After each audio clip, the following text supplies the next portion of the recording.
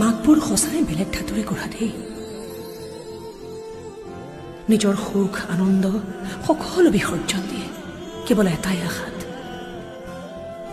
তেওঁলোকৰ সন্তানবোৰ এদিন সফল হ'ব, ডাঙৰ মানুহ হ'ব।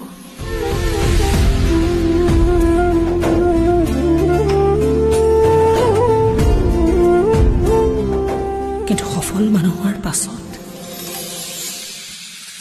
নাই, কোনো উত্তৰ নাই।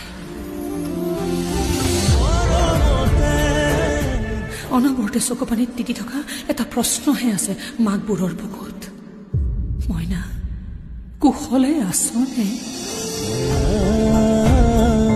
কুশলে আছনে তই?